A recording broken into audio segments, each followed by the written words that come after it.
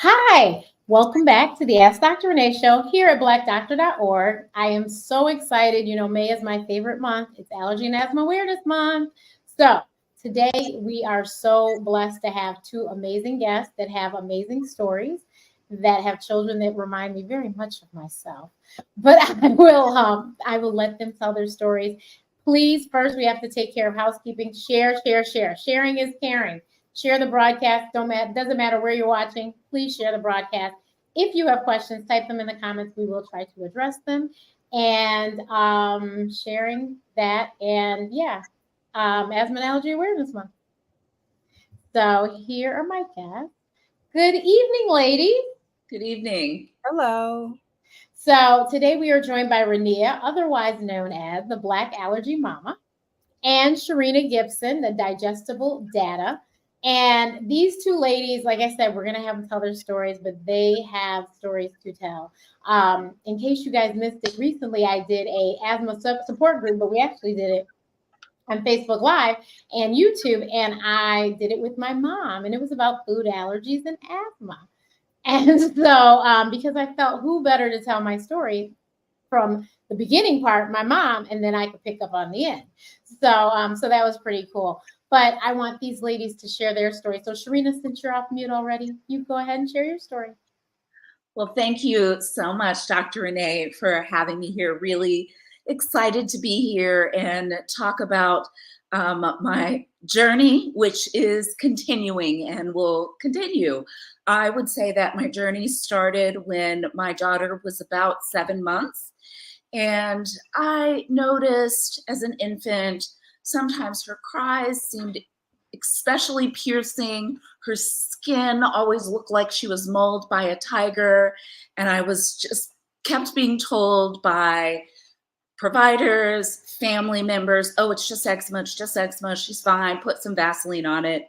And just being the curious person that I am, I happen to work in the healthcare field in analytics and quality improvement, program evaluation and research, that I asked, well, what exactly is eczema and how does it start and what do you do about it? Because I'm a big fan of prevention and Vaseline didn't seem to be the way. And just after learning and tracking what I was eating as I was nursing, by the time we finally got our allergist appointment 3 months later, I had pretty much pinpointed that she likely had food allergies. And sure enough, my tiny little baby had a back full of huge wheels on her back as they did the skin prick test.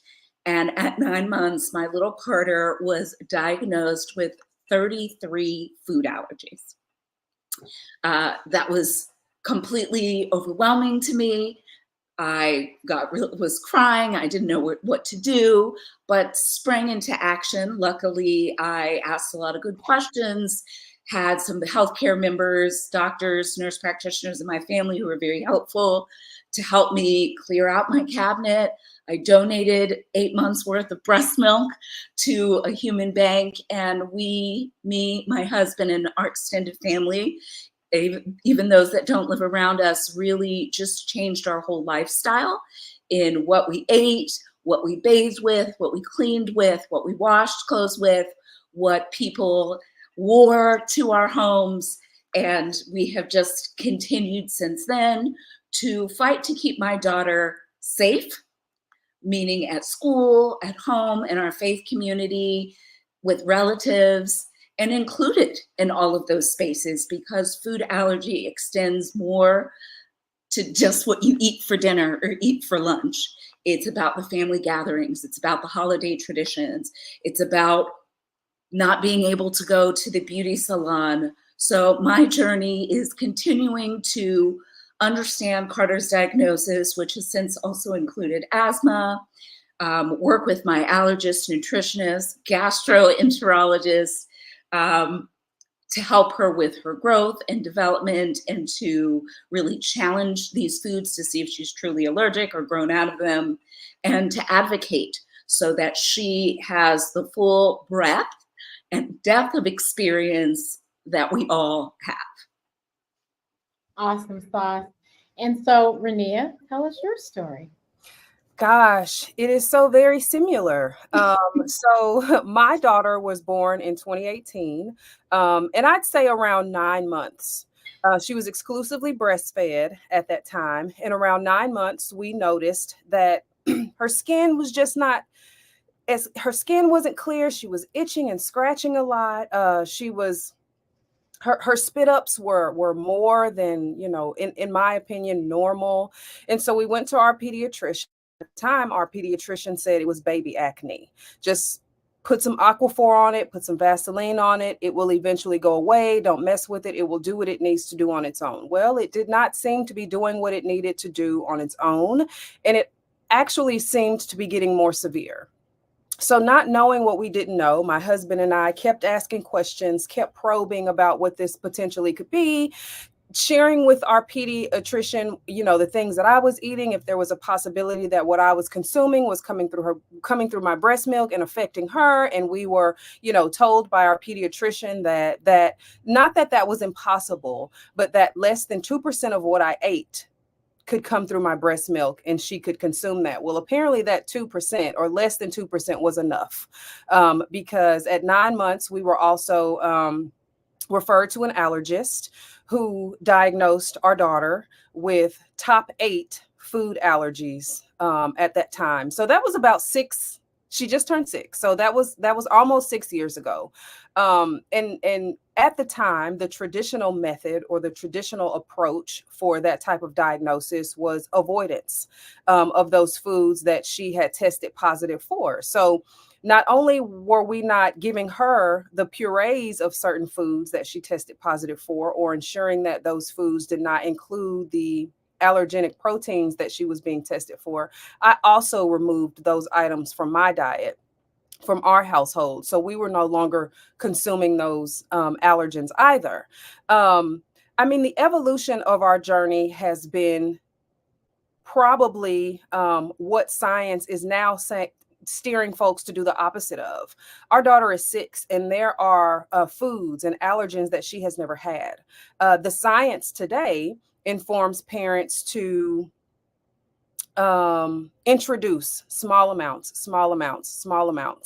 But because she hasn't had anything, the risk or the increase or probability of her severely being allergic to those items is now increased because she has not had them. So our journey now is, sort of to figure out what that looks like as we move forward with her testing and with her diagnosis. And I think sometimes for me to be able to understand and breathe in this space, I have to consume as much as I can and learn and know as much as I can. So a couple years ago, I got the Advanced Food Allergies and Intolerances Nutritional Advisor certificate, just so I could better understand the proteins, the allergenic proteins in some of the items that she can't have, to ensure that she just had a quality of life as a child that her classmates have. Because just as the previous guest mentioned, this is not just about food. This is about inclusion. This is about family interaction. This is about classroom interaction. And with her being a kindergartner, there is a party in her classroom every day. So for our husband and I, it's really just getting a better understanding of how we can ensure her safety while also, preserving that quality of life for her so that she can enjoy these beautiful moments and these beautiful memories in her life. Well, that's wonderful that you guys are much like my mom. The only difference I will say is my mother did not clear any cabinets or refrigerators for anything. And she not often, but sometimes she did make more than one dinner, like one for me and one for them, because I'm the only person that can't eat foods. It's everyone else can in my house. But she also made, because I can't smell for seafood cooking. So she bought a little skillet or something and she'd plug it into the garage and she would cook in the garage or on the deck. And that's how, because my dad's from Antigua, which is why we have citizenship somewhere else. And so there was no way that because I was born, the man was not going to eat seafood when he came from the water. So not going to happen. So so that's how she would handle that. And obviously my mother is a clinician as well. My mother was the director of respiratory for a level 1 trauma center in Detroit, Michigan for many years of my life. And beginning of my life, she taught respiratory. So she was very well versed on asthma and allergies and kind of knew what was going on. But and actually asthma and the allergies run in her her side of the family. My mom is allergic to melons and that's it. But then she had a sibling that was allergic to, I think, peanuts, and then she had another one that might have been melons, but the asthma runs in her family. But yeah, so and she, my mom, this was way back in the day, so we didn't have all the options we have now. So there was one health food store that had specialty items that she was able to go to, and she would make rice flour cakes and cupcakes for me. So my birthday cake, just like everyone else, I would get to have whatever character. Like I remember Care Bears was one of them. Strawberry shortcake was another one. She did all of that. It just, the cake was rice flour so that I could eat it. And then when I would go to other people's parties, she would make me little cupcakes. And then at the time, the only individual sized ice cream were goat's milk. And that's what I had with that. And so we would take that, and that's what I would have at the birthday parties, I know I ate a lot of Rice Krispie treats because I could eat Rice Krispie treats. But because I'm allergic to chocolate, on top of the fact that I was allergic to eggs. And when I was younger, I was allergic to milk too. So it was milk and eggs. Thankfully, I can have eggs baked in things now, and I'm not sure exactly when that switched. In my mind, I've always ate that way, but I don't think it started. I know it didn't start that way, but that's the way it's been that long. Milk, I can tell you, I started drinking milk in college. My mother said, "You can do skim milk." I was like, "You sure?" She was like, "Yeah, you're good." And she was right, had no problems. And now I drink oat milk. I don't drink cow's milk at all. But yeah, so that was kind of how we navigated. But that's why I wrote "No, Renee, you are allergic," and that's why we talk about the birthday party, because that was what that was one of the big things. Was I was going to all these birthday parties, and a lot of them were at different venues, and it was just, okay, make sure Renee can eat. I will say that now Carter, you said, is 11. She will be 11 in a few months, so she's Okay. 10. And then how old is your daughter, Renee? She just turned 6 at the beginning of the month. Okay. So the funny thing is that my sister, who is actually 3 years behind me in school, so we're 2.5 years apart, she knew my allergies as well as I did. And I called her my taste tester. Because my sister, she couldn't tell you what it was half the time, but that wasn't important. The important thing was she would say, "Don't eat this," or "You can eat this." And the girl would be right. And because we were always together, my parents both worked, so they might not be there, but my sister and I were usually always together. So she was my person. She'd be like, "No, you can't have this." I'm like, okay. And I just took her word for it. I never questioned it and was like, okay, we're good. Okay, I can eat it. It is very interesting, as you mentioned, Renia, how they've changed things. But, when you know better, you do better. And science is ever changing. We learned a lot about that during COVID, how something can be so brand new. And over time, we learn different things about it. Very similar with food allergies. They didn't want you to feed these things to the children, and now they want you to. I personally have never had nuts, not knowingly. And then most of the foods I've never had chocolate. Eggs, the thing with eggs is it's the egg whites. So I cook with eggs because, as I said, I can have eggs baked in things, but as soon as I crack that egg, I have to go wash my hands. And I, in med school, bought some eggs. And because I don't buy eggs often, I don't know that you're supposed to open the carton and check them. So I didn't know. You live and you learn. And so I'm just being so careful because I am clumsy. So I'm trying to be so careful with these darn eggs. And I'm holding them to my chest like, okay. And later in the day, I kept doing this, but I'm not paying attention. I just kept scratching my chest. Then all of a sudden, I caught my inner whistle, my wheezing. I heard my inner whistle, and I'm like, what's that darn noise? And I go, oh, it's me. And then I looked at my shirt, and I saw this wet spot, and I go, oh, those stupid eggs. And I went and opened the carton, and sure enough, one of them had cracked. And of course, that's what was on me, and that's why I was itching, and that's why I was wheezing. And so, like I said, so that happened in med school. So clearly I have an egg allergy and I still need to make sure I wash my hands very well when I get done with my little excursion of eggs. And so I'm like the queen of pound cake in my house. And so pound cake is 8 eggs. I will usually do them by myself, but if somebody's close by, I'll let them do them. But I'll just knock them out real quick and go wash my hands and I'm fine. But there's many things that I like. Oranges. I've never had an orange. Many things I've never eaten, but I wrote my first book, Mommy, I Can't Breathe, and the Modern Guide to Navigate Allergies and Asthma, purposely so that people like you guys would understand that your children can grow up to be amazing human beings. Not that I think I'm amazing, but they can be fine. I have lived overseas. I lived overseas for 3 years. I lived 2 years in the island of St. Martin and 1 year in England. And obviously, I was sitting in the middle of the ocean. I have a seafood allergy. Never got sick. And even my travels now, like even when I travel, I've played carnival in Trinidad. When I go to Trinidad, when I go to Antigua, I eat street food. I'm fine. Don't have any problems. Now, my mother says I live on the edge, and she's right, because I don't ask a lot of questions because I don't feel like it. I don't feel like telling everybody I'm allergic to stuff because I just don't feel like having the conversation.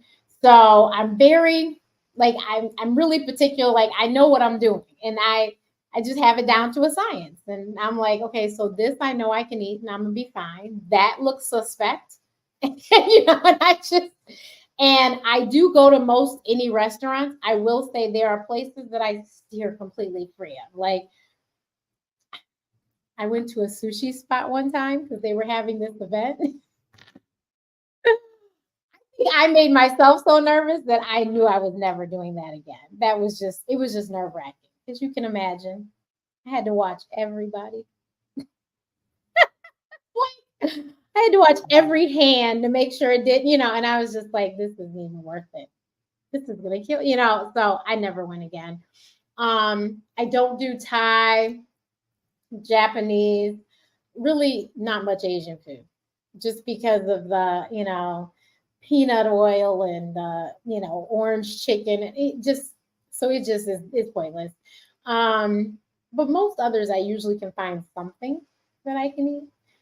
I'm really like, those are like the main ones that I was just like, no, I'm okay. Although I will say my family, you go to New York and they have Chinese food. So we're West Indian, and of course we have to have Chinese. I'm like, okay, whatever. So I would eat white rice and fortune cookies. I was like, this is fine. And then I think I got older and said, okay, I'll try the beef. Because I was able to get it. It was nothing in it, or it was like, okay. And so I ate that. Like, okay. But yeah, I did grow up on chicken fingers and fries because most restaurants, they had chicken fingers and fries. And my parents were like, and they were always on the kids' menu too. So my parents were like, okay, just order. So it wasn't until maybe college when I started to shift and not eat just chicken fingers and fries at restaurants. And so now I actually look at the menu and I actually do eat other things. But when I was younger, I literally lived on chicken fingers and fries everywhere we went. And my favorite meal was fried chicken and mashed potatoes. So, and like my mom, so that she wouldn't have to make 2 meals, she would have TV dinners in the freezer. So just in case they had something I couldn't eat, I could have the TV dinner, and it was mashed potatoes and fried chicken. But Emery has a sister, right? Emery has a 2-year-old sister. And she has no diagnosed food allergies. And That's like my sissy. yeah, and I think, our goal is to sort of raise them in the same way. We are teaching Ellis about food allergies. We are teaching her because, of course, she's 2. There are things that she eats that her sister cannot. And so we just have to do our due diligence to ensure that after she eats or that she doesn't make a mess, that we wash her hands and clean around her mouth because she loves to kiss and hug on her sister. So, it's just probably a little extra that we have to do right now that when she gets older, she'll be better able to understand exactly, how to sort of manage that close relationship and that close bond that she's developing with her sister. That's awesome. Yeah, that's awesome. Sherrina, does Carter have any friends that look out for her? As you know, in my book, I talk about the friends that helped me out in school and stuff. Yes, and I would say they are some of the best advocates I have at the school. Her current school that she's been at this school since junior preschool. And luckily, many of her classmates have been there for the same length of time. And they, as I just learned after having a very direct conversation with an art teacher that just doesn't realize that paper mache includes gluten because it's flour, the other kids in the class said, Mrs. X, Carter cannot have that. So they look after her. I have mothers or fathers, I should say, or parents, sometimes texting me, hey, Scott said to check with you because it's their birthday. They're always bringing in something for their birthdays. And we want to make sure that we have something for Carter. And so typically the little goodie bags that they give away at school, they will have one for Carter that has no candy in it, or I will make something for Carter, or alternatively, I will make a treat for Carter. I will say I am starting to see more just inclusion from the start, right? So instead of let's give everyone Reese's Pieces and Carter a pencil, let's give everyone a pencil, which I really love to see. I would really love to see schools, families, faith communities taking just the basic tenets of diversity, equity, and inclusion and start and include food allergies in that. And just thinking from the very start, would we have an activity that would involve stairs if we have a friend with a wheelchair? I would hope not. If we have a dinner or an activity and we have a friend who has a food allergy, why don't we just not include nuts?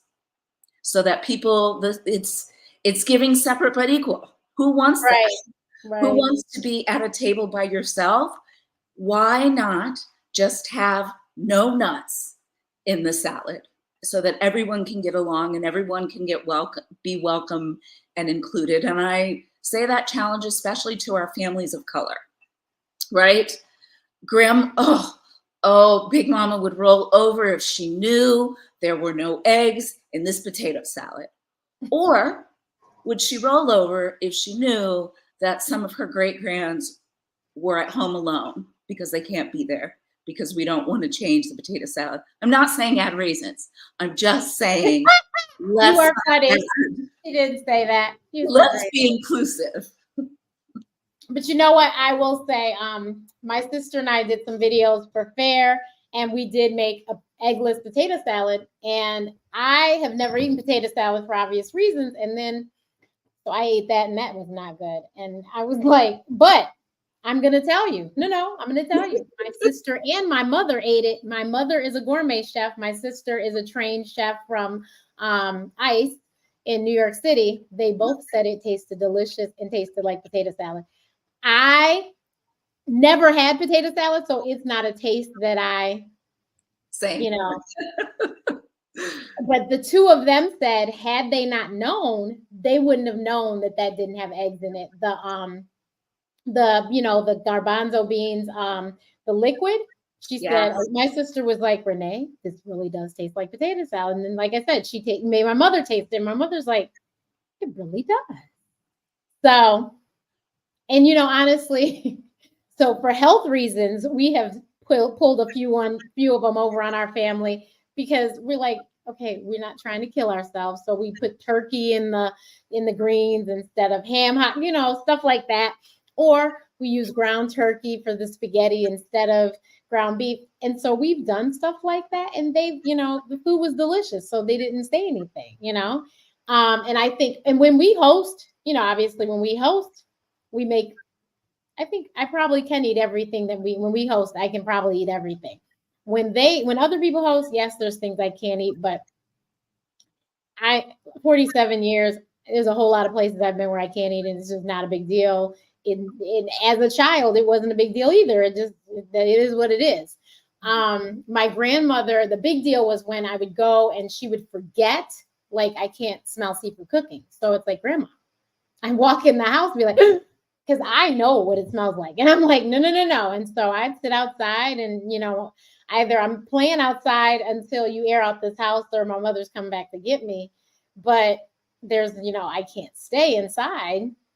And then, and the funny thing, my grandfather smoked a pipe and he'd have to put it out every time I came over because of my asthma. The man quit smoking a pipe.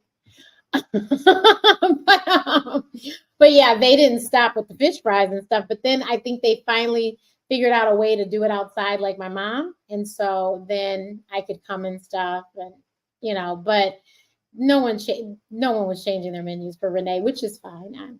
It's not a big deal. I have a girlfriend here that makes a chicken gumbo in addition to her seafood gumbo because of me, which I so appreciate. And she even puts it in a separate room so that there is no chance of cross-contamination.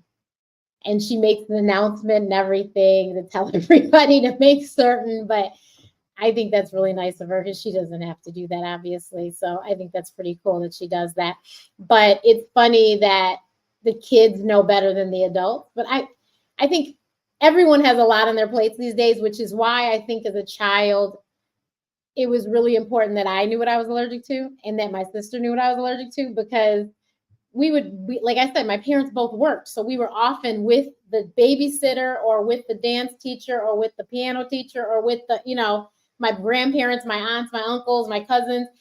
And can't nobody remember that long list. And they couldn't figure out how I could. And so it was just good that I knew. And I was like, and then I'd say, is that in that? And then my other thing is I'll eat things very plain because I don't feel like asking you what all is in the sauce. So just bring it to me. You go to a gala or something, just bring me a plain chicken breast. I love that. They can't always, right. Not always the adults will remember everything. Teachers, they've got a classroom of kids. Grandparents have a house of grandkids. Right. And where we're moving with my daughter now in 4th grade, and we've started this, is moving her towards, self-efficacy, right? And empowering her when we go to the grocery store. I have her go and get her items, and I have her check label every time. The front is the marketing, the back are the ingredients, and having her speak up in class. I have been encouraging her and supporting her when she feels otherized by a teacher, right? Not with any ill intention, but a teacher may say, everybody use this, and Carter, you go over there. She's tense. She wants to blend in right now. And I've empowered her, like, well, you need to have a respectful and direct conversation, how you want to be kept safe but included, and to have your medical condition be treated with some level of discretion. So I'm working now with her age, and it changes by age. And I think you mentioned fair in fact have really good age appropriate stages of where are you now with the empowering, right? Empowering her to ask the questions, empowering her to say, please don't touch my face after you just ate that sandwich, because it's going to be high school and college before we know it.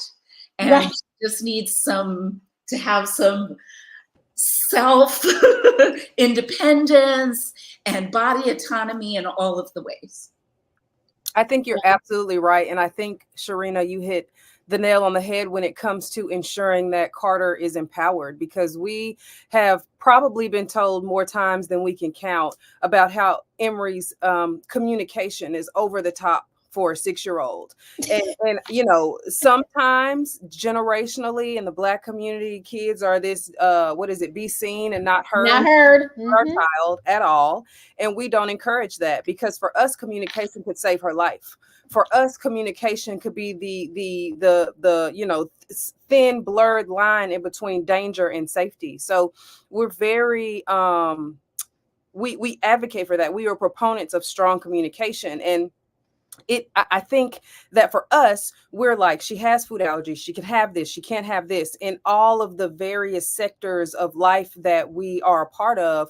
But for Emory, she's 6. She doesn't want to feel different. She doesn't want to be the other. So we at 6, because she's 6, have to speak up for her. And we have a 504 at school, so that everyone who comes in contact with her, from the principal to her specials teacher to her primary teacher to the cafeteria lady, they are well versed on what her needs are and what we need to do to ensure that she is safe while she is on campus. They have done, her school has done an amazing job of reaching out to us when there's a birthday parties or before something happens in class. Her teacher will say, listen, tomorrow we're doing a science project. Can Emory do blah, blah, blah, blah, blah. We've sent her with kitty gloves so that she can touch things that might contain her allergens. But, you know, for us, I think what makes our story just slightly different is that she's never experienced an anaphylactic reaction to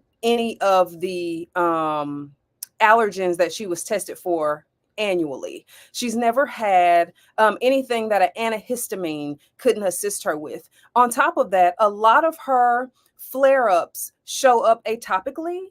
She has eczema. And so, you know, when it comes to representation, I think that's why Dr. Renee, I think that's why Sherrina and myself, I think that's why we do what we do and say what we say, because representation does matter. When you have a daughter who has flared eczema and you go to Google and you're like, Google, what is on my child's face? And they show you Becky, Anna, Sarah Lynn, and Sabrina, you're like, wait a minute. That's not what it looks like. That's not what that looks like on her. What's going on with this little brown child? So another thing that I try to do is take pictures of her eczema flares. And so when my friends and family members come to me and they say, hey, my niece has this rash, can you tell me what you think this might be? I at least have an image to show them and say, and you know, other assistance to provide to help them sort of navigate this foreign territory. Because honestly, I am thankful that food allergies have become more of a dinner table conversation. But when we started out on this journey 6 years ago, you know, it was uncharted territory. We did not know. So my husband and I are sort of like creating this guide, if you will, of how to help other parents as best we can, especially the other Black and brown parents in Emory's, in our daughter's classroom, who are now coming forward and comfortable enough with me to say, hey, my daughter's been in class with your daughter this entire year, and she has a milk allergy. Can you tell me how you've gone about navigating and ensuring that your daughter is safe? And we're sort of working this system together. So I think you're absolutely right, Sherrina, about teaching your daughter to advocate for herself and how and ensuring that those around her are able to understand what is necessary to keep Carter safe. It's very important. We thank people like you, Dr. Renee, and I think this is why Renia and myself don't only care for our own but children, but we're also out there advocating. I made it my business to get on disability boards at my synagogue and in my community. I made it my business to take over the Richmond Food Allergy Support Group.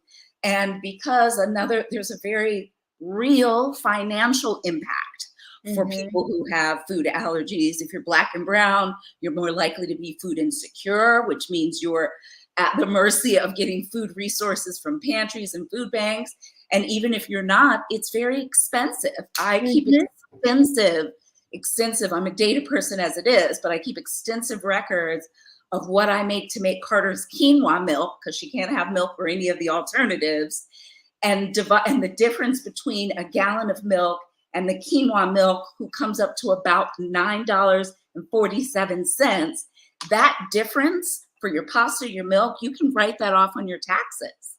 That's a huge thing that most people don't know, which is the reason why I started doing my own consulting work, digestible data, so that I could not only create a pathway that is flexible for me to care for my daughter and her many appointments, and the fact that I'm a part-time chef and medical officer for my house, but also because I've amassed so much knowledge and I read journals every day, and I'm trying to help empower those around me, because people are scared, people are embarrassed, and I don't mean just parents, because more adults than kids have food allergies, right?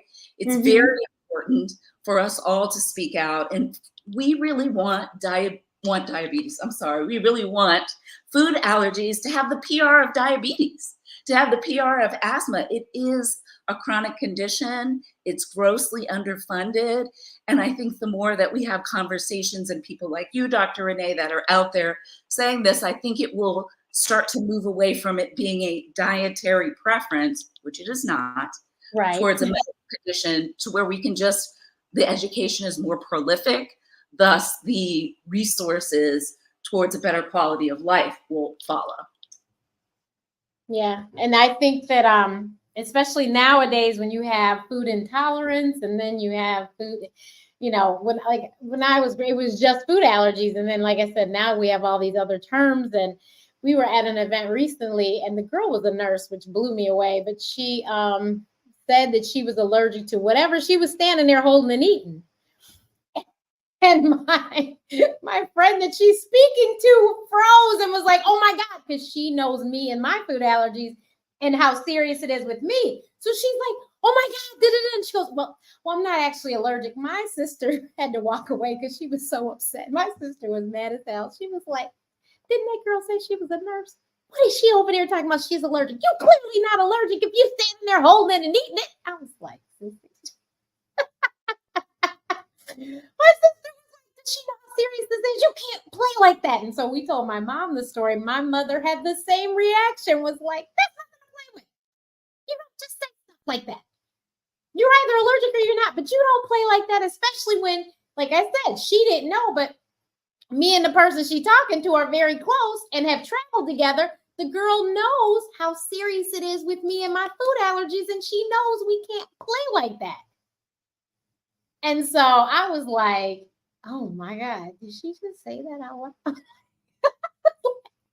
And unfortunately, it's attitudes like that that really make it difficult for people who actually have those allergies to sort of thrive in society, because it's been so many people who cry wolf when they're at a restaurant. I can't have nuts on that because I'm allergic. And then, you know, someone says, oh, we forgot to take that. Well, it's fine. It's fine. I mean, I just don't like them, or what have you. It really makes it difficult. It really blurs that line. Yeah. I ordered Brussels sprouts, I think it was, a few years ago in New Orleans, and part of the dish, it said nuts. And I said, excuse me, I have a severe nut allergy. Make sure my plate doesn't have any nuts, okay? I guess I shouldn't have said that, because my plate came and I said, excuse me, guys, isn't that a nut? Now, mind you, I just told you it's Brussels sprouts. So it's all green. And then you have this little yellow looking nut. And I go, now, isn't that nuts on my plate? And they were like, you're right, it is. And I said, the waiter, I was like, excuse me. I go, remember I said that nut allergy? How did nuts end up on my plate? Oh my God, we're so sorry. Can we get you something else? I said, no, because I don't trust y'all now. I said, you had one opportunity to get it right and you didn't get it right. You will not kill me at the beginning of my vacation. No, I'm okay. I will figure this out when I go home. I will stay for the fellowship. And then when we leave this restaurant, I will figure out what I'm going to eat before we go back to the Airbnb. But I am not eating here today. And of course, I think the manager came and spoke to me. I said, I'm sure you can understand my hesitation. I specifically said it, that I have a nut allergy. And somehow my plate They weren't even on top of the Brussels sprouts. Somehow my plate had nuts on it when I told you I can't have nuts. And he was like, I'm so sorry. And I was like, yeah, so you messed that up because I'm not eating here. I'm good. So it was like the easy thing. I told you up front, because if I didn't tell you, it'd been my business. But I told you. I was like, oh my gosh, you guys, come on. And the girls at the table, they were all like, I can't believe that happened. You told them. I said, I am blown away. I said, I feel like you did it on purpose. I'm just like, so for that reason, I'm going to not eat because I really don't trust you. Like, I think you might do something to me. And I think you just want to see what's going to happen or something. I'm like, no, I'm okay. I'm okay. I'm good. I was out on a date once and I ordered the dessert, and I specifically looked at this dessert and was like, okay, I can eat this. It was an apple something dish. And I get this dessert and I didn't have a whole lot. I was like, oh God. And I'm looking at it as I'm eating this one little spoonful. And I was like, I said to him, I go, it's a nut. And he goes, yeah. And he goes, oh, and he panicked. The poor guy. I felt so bad. I'm calm as a cucumber. He over here about to have a heart attack. I'm fine. Like, I am not sick because I figured it out quickly. And the little part that I hadn't quite touched that. But I need you to, he's like, what should I do? I just need you to make sure my glass doesn't go empty because I'm okay right now, but I don't want to get sick. So let's just try and clear my palate as quickly as we can, make sure I haven't touched any nuts. So then the waitress came, we told her, clearly you all should probably put that on the menu that there's nuts in this dish because I didn't know. And, and so I was fine. That night I started wheezing, but I knew what happened. It was from earlier in the day. And that happened to me at Melting Pot too. I was really good. I said, can you please, I need to have my own little fondue thing because I can't inhale the fumes of other people's seafood. So if I have my own, it's going to be mine. I'll be good.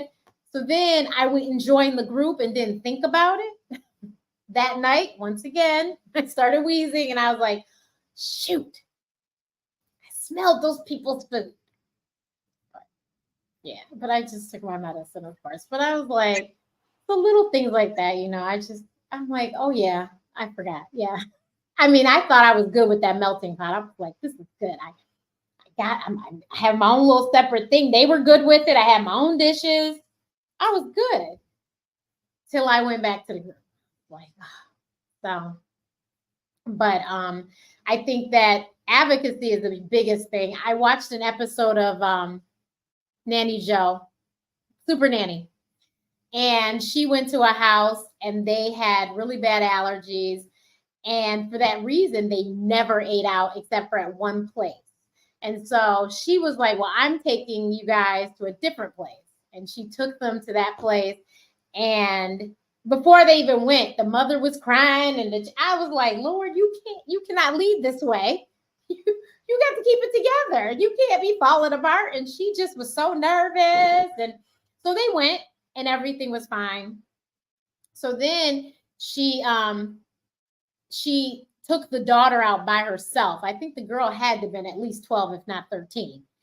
And she said, talk to the waitress. And the girl spoke to the waitress and said to her, I am allergic to blah, blah, blah.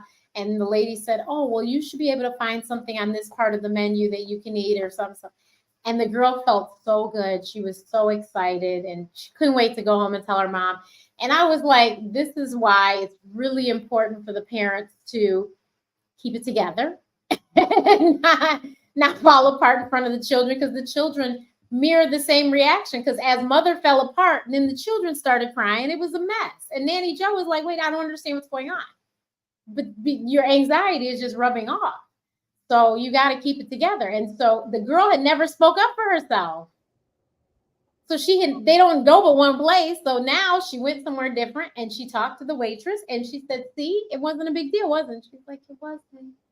And yeah, we're that family. We so before BlackAllergyMama, I was a normal food blogger and we did everything, ate everything. But now we only go to one restaurant with a trusted chef, trusted staff, trusted management, because I think for us, It's less about what she eats, and it's more about the folks back in the kitchen understanding the difference between cross contact and cross contamination. Because I can look at this part of the menu and you can make my food just as I've stated, but if you've also made someone else's food, I really need you to understand that that is where the danger lies. So I get it. I not that I would cry, break down. That's definitely not the route I would choose. But I think it's important, that folks understand for us just a step above, the food that is on the actual menu. It's an entire process for us to go out to eat. And it might not even be that serious, but for us, we just never know because she's never had an anaphylactic reaction. I don't think it's safe for us to live our lives thinking she will never. So yeah, I just wanted to share that. Yeah. So I tell everyone, you have to go with your comfortability. Yeah, for sure. I told you, my mother said I live on the edge. So I'm this, but I think it's also because I completely know exactly what to do. And I've seen it happen where I was about to have a reaction, was like I had a reaction, but I didn't stop breathing. I was quite okay. Like, okay, this is what we need to do. And Mm-hmm. So I know exactly. I always have something with me. Now, I will tell you, I didn't carry an epinephrine auto injector for years. Mm-hmm. Mm-hmm. For years. And my mother, I don't understand why you don't carry the thing. Didn't for years. And then finally I started carrying it, and girl, the thing expired. My mother goes, I'm not even gonna complain. I'm just so grateful you're carrying something. I can't even be upset. But so now I do have, and I even have Benadryl, few Benadryl tablets, because that's my go-to. But I think that my sister, especially now that she's gone to culinary school, and she's told me that they had a whole thing about cross-contamination. It was a whole thing they had to learn and be tested on and stuff. Now, I will tell you, when I went to DC, Sherrina, we went to, and I'm going to say the name because they made me so mad, and I still owe them a letter, Founding Fathers. I have been to Founding Fathers twice on another trip with Allergy and Asthma Network. Different location, but I have been to the same location in Virginia twice. I go to this one in DC, and I wanted to order spatchcock chicken. And the lady was like, is there any food allergies? And I was like, I mean, yeah. And I told her, and then she goes, let me go check. So the chicken is cooked on the same grill as the scallops. I go, who does that in 2024? So then I was like, are you serious? I was just so outdone. I was like, it's 2024. Who does this? You don't want your chicken tasting like scallops, and you don't want your scallops tasting like chicken. So why would you do that? So I was like, okay, then clearly I can't order that. So then she was like, well, we can, make, and I told her specifically, I do not want beef today. Oh, well, we can make a steak. That I'm not eating beef today. So then I said, well, I guess I just need to go back to my chicken fingers. Girl, they said those was fried with the fish. I was outdone. I was like, Founding Fathers, I'm going to need y'all to step into the 21st century now? Because we don't do that anymore. That is the dumbest thing. Who wants chicken that tastes like fish? And vice versa. And I will say, fish has, from what I've learned, fish has a very overpowering taste, is what I've been told. My mother goes, you don't put that. It's going to kill the taste of the food. So I couldn't believe it. So my sister goes, so you mean to tell me you couldn't have chicken fingers either? I said, Sissy, when I tell you I was livid, I ended up with green beans that weren't even good, and I think mashed potatoes. It was just, I was like, this is not dinner. And my sister's like, well, they couldn't do the spatchcock chicken in a separate griddle thing. I said they could, but it was going to be a 30-minute wait. And my friend was like, it was getting late. And she was like, I got to get back to the hotel. I said, I get it. That's fine. It's okay. So I didn't have, that's all I had was the stupid veggies. So then when I go to dessert, I was like, oh, this apple pie looks great. She's talking about, well, they have nuts in the kitchen and something. And I was like, okay, but there's no nuts in the apple pie. I'm thinking, do you all just toss nuts in the air? I just don't understand. I told my sister, I go, I don't half the time pay attention to the fact I have food allergies, because I know exactly what to order and what I'm doing. But these people made me feel special, and I was really not happy about it. So I forgot that I had gotten snickerdoodles at that restaurant before, and that's what I ended up getting. And I was fine, but I was mad I was like, my sister, I'm texting her, I'm taking pictures of the menu. I was like, can you believe I can't eat nothing here? They have a huge menu. I couldn't believe all the foolishness that goes on in their kitchen. I was like, and you all are okay with this? I was like, this is the dumbest thing. And I mean, the one time that I did have a reaction at a restaurant, it was not the most high classes of restaurants. It was the equivalent of like a Denny's or something. I think it might only be in Michigan. It's called Ram's Horn.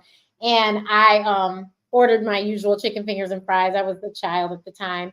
And it was opening night for my play. And my mom overheard what the people behind me were ordering and noticed that my chicken looked exactly like their fish. And so when I had already eaten it, and I said, "Mommy, something's wrong. My tongue is itching." That was my code word. And I was like, "My tongue is itching," and she was like, "What?" And I was like, "Something ain't right." So she looks over my shoulder and saw their food and was like, "Oh my God, I know exactly what just happened. Let's go. We gotta go. We gotta go." So we go back home to get my breathing machine because she's trying her best to let me perform, even though I'm about to have a reaction. She's like, "No, let me just go get the breathing machine, and hopefully we can work through this." So sure enough, in between scenes, I'm on my nebulizer, but I did perform. And after the play, we went back to the restaurant. My mother gave them a piece of her mind because she was so mad. We never eat there ever again, but she was livid. And she was like, "No one does this. Why are you doing this? We go to Red Lobster and they don't do this. Why would you do this?" And so, but yeah. But it's been quite a journey. But and like I said, that restaurant is one that I've never went back to. And then I've never went back to another Melting Pot. But Melting Pot, that wasn't their fault. And Cold Stone Creamery wasn't their fault either, but that was my fault. I literally stood in line and was being greedy because I saw them prepare the person's stuff before me and knew that I probably had no business. And I still did it. And sure enough, that ice cream hit my tongue and I was like, "Oh, shoot." And then because of my pride, because I knew that I was in the wrong, I couldn't tell nobody for 2 weeks. I live alone, mind you. And I told my sister, my mother, like 2 weeks later, "Mother, you could have died." I said, "I didn't though. I'm here." She goes, "But you knew you had no business at that place." I go, "And I'll never eat there again. It's okay. I had it twice in life. Well, once really. I had it once and I was able to eat it. It was fine. That second time, apparently whatever chocolate or nuts the person before me had was in my food and had touched it enough that my ice cream, my little vanilla ice cream wasn't quite vanilla. And so I was like, so I just can't have Cold Stone again." And I was just like, and I'm okay with that. I will survive. As long as I can still have my Baskin Robbins pink bubble gum, we're good. That's my absolute favorite ice cream. Our favorite ice cream, no sponsorship, is Cado ice cream. It's Cado, Cado. It's avocado based, and I basically need to move back to California because of how many avocados we eat. I go through a crate because I use it for sauces. I use it in baking. I use it in everything. But Cado ice cream, there's a chocolate chip, there's a mint chocolate chip and a vanilla, and it doesn't have. Where do they sell this? Name. Here in Richmond, you can get it at the Whole Foods and at Publix and sometimes at Wegmans. I haven't found it at Kroger, and I don't know what any of the equivalents would be in other parts of. Well, I'll look at Whole Foods. We have Whole Foods of those. Cado ice cream, Cado, we love you. And I think I'm like, Carter, I make everything from scratch. I make ketchup from scratch. I make milk from scratch. I make all of. My mom was like that too. She made but a lot. The Cado it's avocado based, and so it's beautiful. It's creamy. It doesn't have. My daughter, again, of course, has now 15, and so many things out of the top 9, and it has worked wonders for us. She doesn't eat a lot of it because she doesn't have a taste for sweetness because she hasn't had many packaged But foods. you know what? And I get that because most people is like Twizzlers, Wheat. Dum Dum. Twizzlers, by the way. Yeah, Yeah, yeah. I don't have a wheat problem anymore, really. But Twizzlers, Dum Dum suckers, Tootsie Pops, and I think those were like my thing, and that was it. Like, because I didn't do candy bars and stuff, so I never was really big on things. Now, pound cake, I'm very particular. I only eat pound cake from somebody related to me, so you didn't have to worry about me running out to go get any. And that literally is the only cake that I'll eat. I really don't care for anybody else's cake. And then what other sweets? Oh, and then I'm a cookie person. So Snickerdoodles was the first cookie I ever learned to make, and I love Snickerdoodles. And then I like oatmeal raisin cookies. I like molasses cookies. Cookies is more like my thing, kind of, if it's going to be sweet. But I don't. My sister literally will go to the restaurant and look at the dessert menu first and be like, "Okay, we can eat here." And Sherrina, you are speaking my language, and I can't wait to connect with you and engage with you more, to talk more about all of the things that we seem to have in common, because I cook a lot from scratch. I'm still learning some of the things. For me, it's about correlation. I'm really trying my hardest to learn what's in one packaged product that is also in a homemade product. So for example, when Emery does spaghetti sauce, jarred spaghetti sauce, I look at the back, I do something that's strictly tomatoes, water, salt, maybe olive oil, right? So she can't have anything back to back to back to back. We have to space it. She has to have spaghetti one day, then regular normal stuff the next day. If nothing happens the next day, spaghetti, she can have it again, down the line. So I've tried to make my own spaghetti sauce, but trying to determine what in that sauce is causing the reaction is the hard part. Yeah. So her doctor suggested that we do a tomato challenge, because when she had her IgE blood test, tomato was 0. Tomato was very, very low.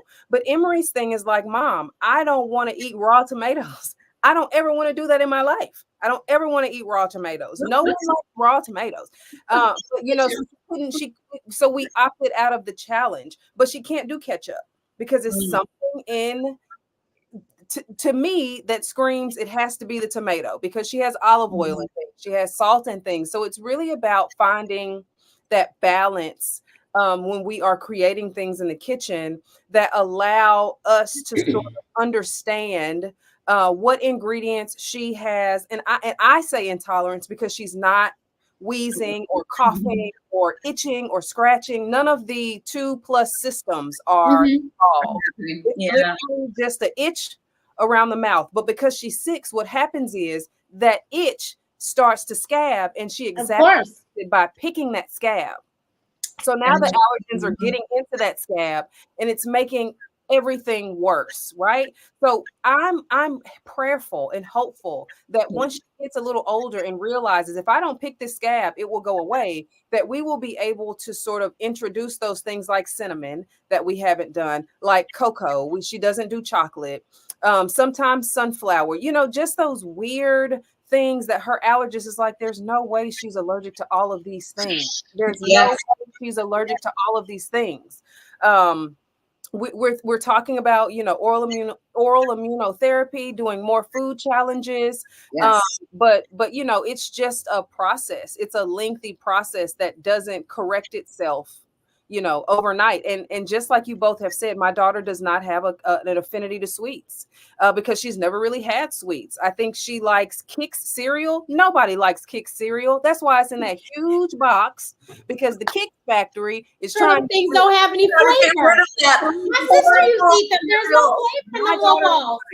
My daughter will eat a bowl and she'll put powdered sugar on it, and she will go to town like there is milk in there, but there's not. She eats dry cereal with a spoon, and I'm like, you, ma'am, are a cut above the rest. because if you can sit here and eat this dry cereal with a spoon, you are a true trooper. You know, she makes the best out of her situation, but she loves the salty snacks. And I'm happy with that because oftentimes rice and corn-based snacks are easier to find, that don't have those additional ingredients that could cause a flare up, and they're usually like 4 or 5 ingredients in those products. So I'm happy that she was not born with a sweet tooth like me, and that we have been able to find a lot of things that we can send to her school and send to her camps that she can enjoy alongside her classmates and her friends. I really, really am. But I do love the fact that you have, struck out on your own to make all of these things. The quinoa milk really blew my mind, because I have in a quinoa, you can do so many things with quinoa, but I never thought about turning it into milk. They even have quinoa flakes that we use to like replace oatmeal and replace like in cookies and stuff.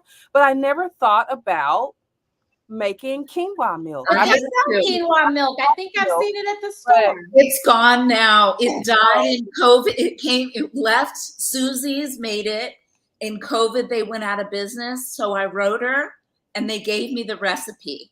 And I just started making it myself because I can't use oat. I can't use nuts. I couldn't use rice. She just gotten to rice. I can't use most rice. What about the flaxseed flour? Can't use no flaxseed, no chickpeas. There's nothing she can do. Yeah. I'm hopeful that when we do our soy challenge next month, she can have that. But yeah, I use quinoa flakes and I just figured out how to turn it into milk. And Sundays, I am literally I call it the Chopped kitchen, like that show Chopped, where they have all these things. And it struck me because I'm a very sciencey building blocks person. And I'm like, okay, instead of saying I need this, this, and that, I need a binder. I need a fat.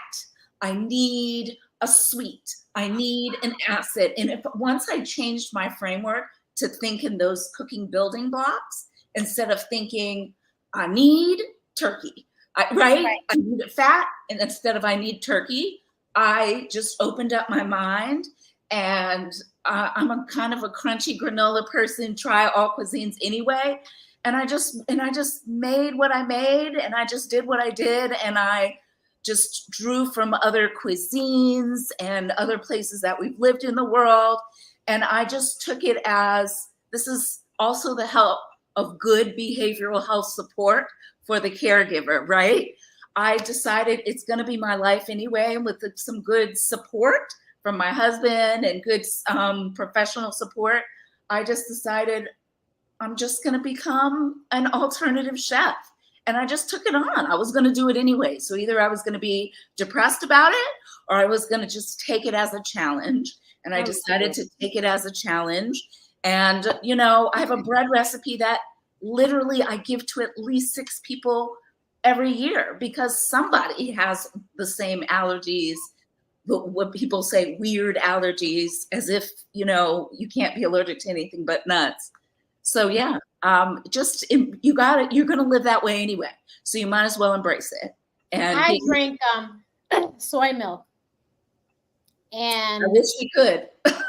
I drank soy milk. Listen, I drank soy milk because that's what the allergist told my mom. And I did that for the first 10 years of my life. In the first 10 years of my life, I went to the ER most days of April and October.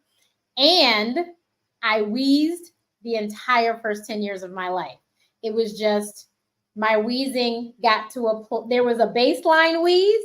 And once I got to the baseline wheeze, then they let me go home from the ER or whatever. But my doctor, we went to the doctor around my 10th birthday, and she said she discovered that soy was part of the nut family. And do you know, after we didn't have soy milk anymore, I ain't wheeze every day anymore. It was like a switch got turned off. And mind you, that soy milk was delicious.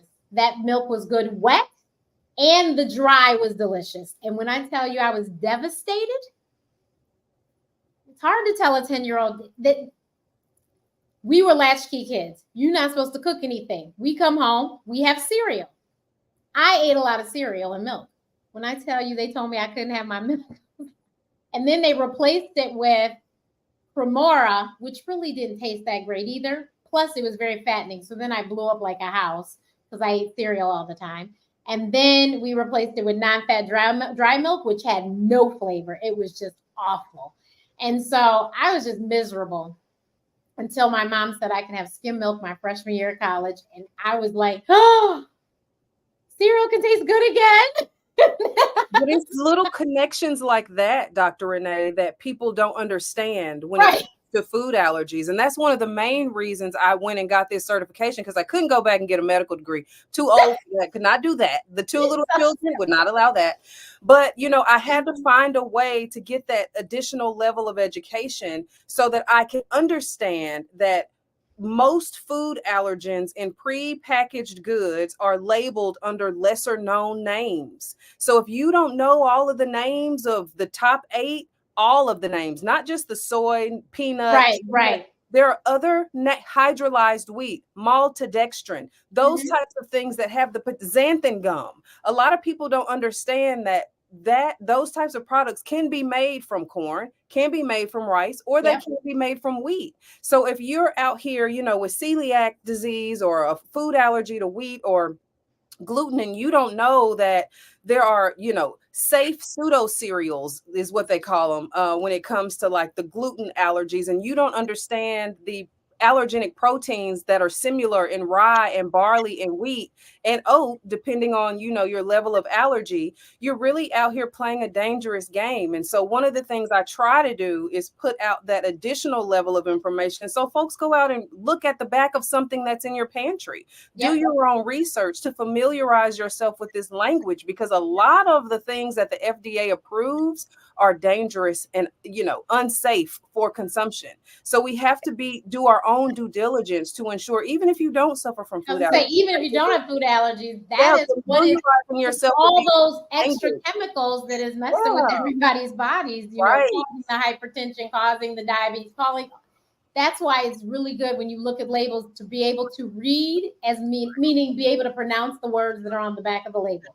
Amen. The words 9 times out of 10, it's actually a real food ingredient, and it's not a chemical.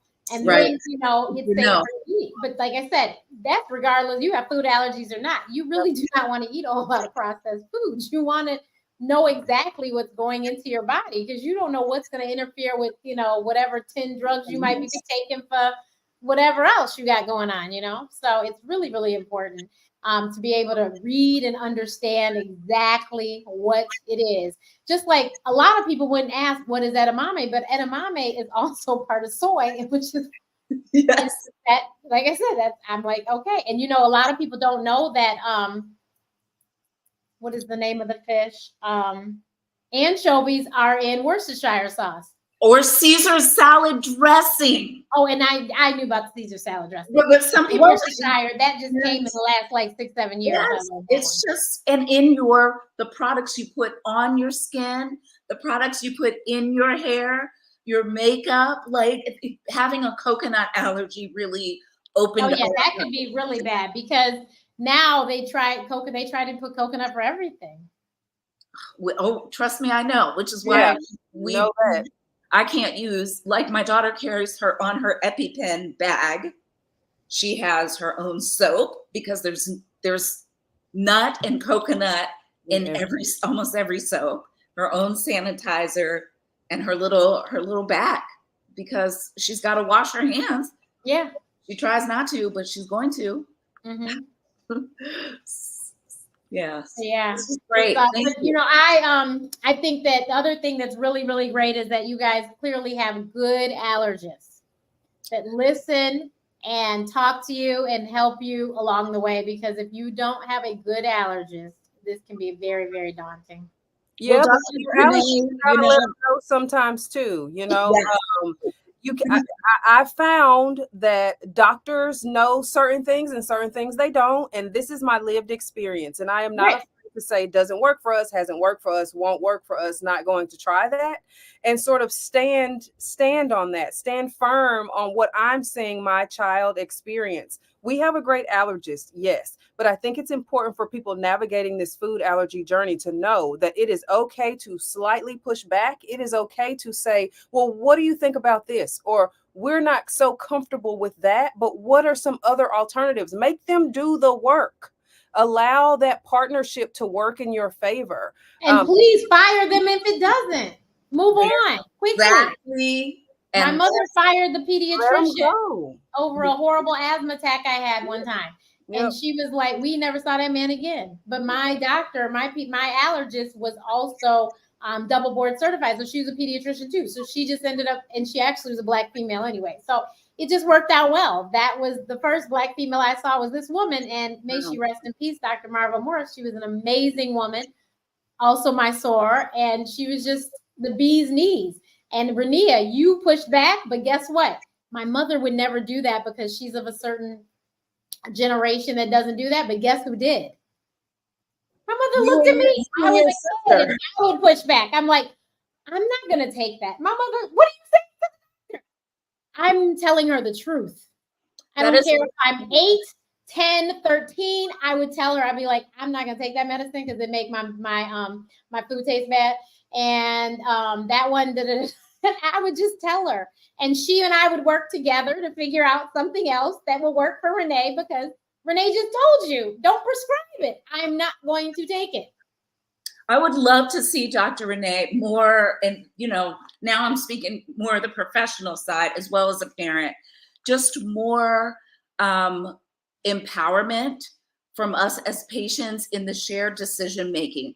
A tip that I just gave on another talk was, you have a certain amount of time with your doctor. Use that portal to your advantage. Send your questions beforehand. You're right. They have 15 minutes. So come with the plan. Come with, I come in with my Tableau charts, with my questions, all of and I send them data beforehand. And I send them a PowerPoint with what my dentist is saying and the derm is saying and what the gastro is saying. And I insist on an interdisciplinary team meeting with the therapist, with the pediatrician, with the gastro, so that shared decision making is part of it. And there is just unfortunately, there's just a lot of literature out there and focus groups I just did with AAN where people don't feel that they can talk back to the doctor. You're not challenging their medical degree. If you ask, please show me how to use this epinephrine. Ask, right? There's an assumption you don't know if you don't ask. Please let them know that you have food insecurity if they're not screening for food insecure and that's your situation. Let them know you can't afford your epinephrine. Let them know that you can't afford or whatever it is. It could be whatever it is. You have your inhaler, your rescue inhaler. Yes, call me. I will not even just asthma and allergies. That's right. If you cannot afford your blood pressure medicine, tell the doctor you cannot afford your blood pressure medicine. That's right. Next month is Stroke Awareness Month, and I went out in the community with Amran, and we were checking blood pressures, and we were at a church, at a Black Catholic church, and that neighborhood apparently has the most deaths from stroke in the country here in Chicago. And I was blown away, the blood pressures I was seeing, because honestly, I should have had ambulances picking up people like that. It was that bad. I'm looking at 200 over 100 and something, and you're walking around. And it's because you said, oh, well, I couldn't afford my medicine, so I stopped taking it for a few days. No, tell the doctor. Please tell the doctors, I can't afford this, because there are ways for them to be able to help you to navigate how to get it for free or cheaper. And first clue is go to the manufacturer's website. Google is your best friend. Go to them, figure out who's the manufacturer of the drug. If you are an elderly person, senior citizen, go to the pharmacy and say to the pharmacist, I can't afford this. Can you help me? Because they know too. They know all about the discount cards too. So if you don't have anyone to depend on, ask the pharmacist. But please speak up, because not taking your medicine in a whole lot of different conditions is just not the answer. It's just not the answer. Do not go home and take Robitussin and Benadryl. It's not the answer. You know who I'm talking to. Yeah, you gotta, you please, just please speak up. And so, like you said, there's a lot of people that cannot afford healthy foods because there is no place near their house that sells them. All they have is the corner store. Right. And Tell the corner store doesn't have that you can't have peanut butter. Black and brown and low income people spend more on food allergies than people of means because they're taking care of their condition in the emergency department instead of buying the foods that are safe for them because of lack of access and lack of literacy. Right. And they don't have a clue what they're allergic to because they've never been to an allergist, never heard of one. So it's just really important, if nothing else from today, find you an allergist. If you notice your child or you personally notice that you have some sort of strange symptom after eating something, talk to the doctor and figure out, do you need to go to an allergist or do you need to go to a gastroenterologist? What could this be?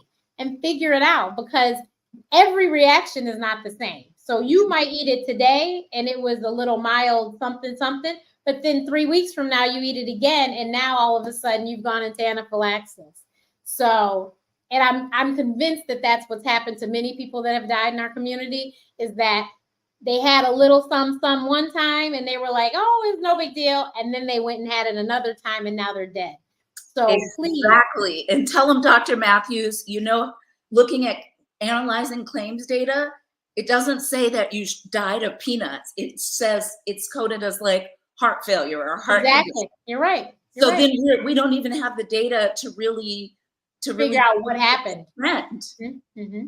Yeah. So it's really important that if nothing else, like I said, if you have if you eat something and it doesn't make you feel good, please talk to somebody about it to figure out why did that happen, so that you don't repeat the same thing again and you know what's going on in your system, because you need to know. You need to know. I mean, a lot of people are like, oh, so-and-so makes my stomach hurt. No, you need to figure out, are you lactose intolerant or is it a gluten? What is it? What did you eat? And especially new moms, make sure you diary and you make sure you write down if you're breastfeeding, especially what you're eating. So then you know exactly what went in the milk that the child was drinking.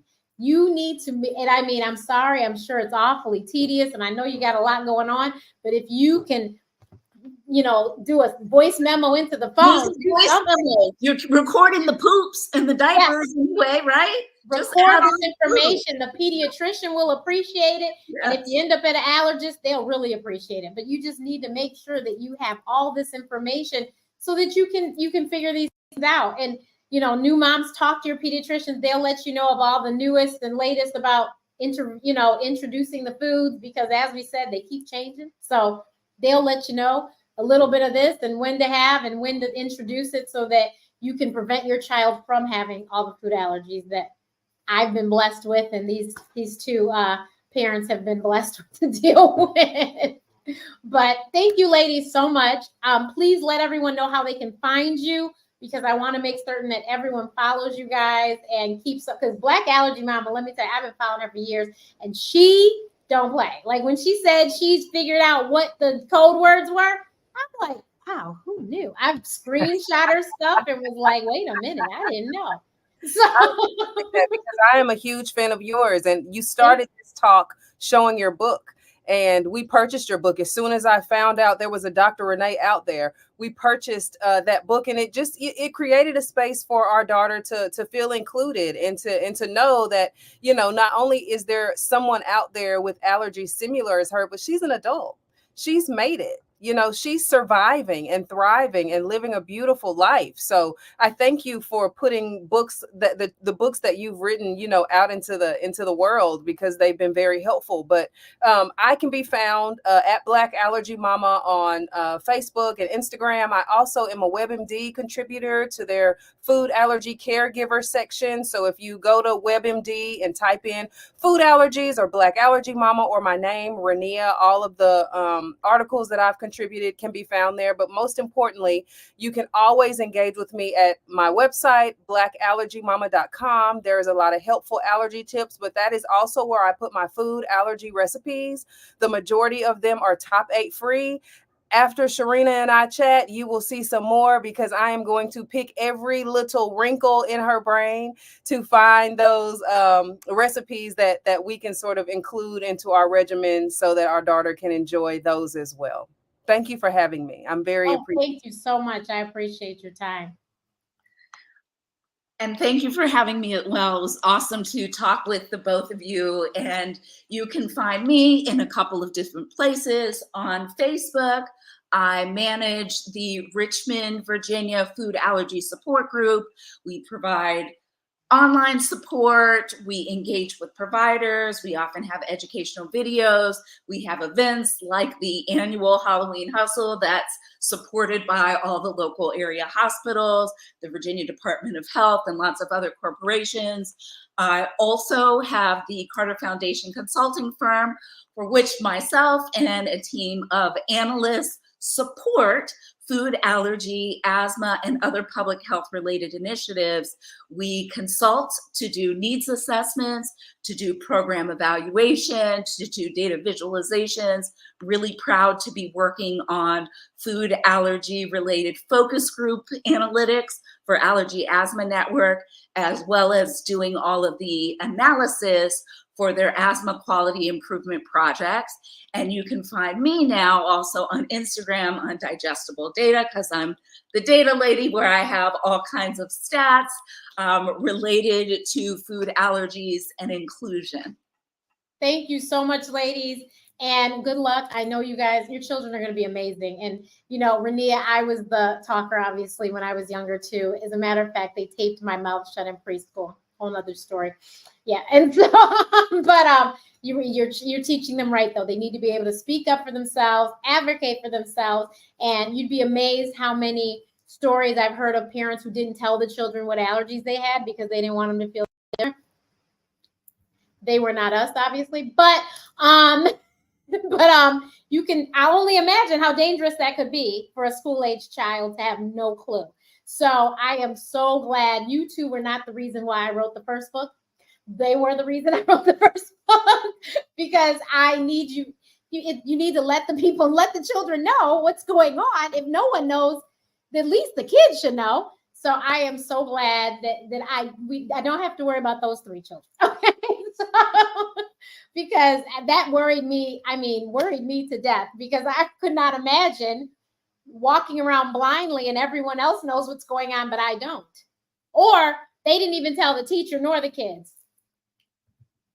I was like, you didn't tell the kid, but you ain't tell the teacher either? What are you doing? Why didn't you want Johnny to feel different? Okay, well, when you're burying Johnny next week.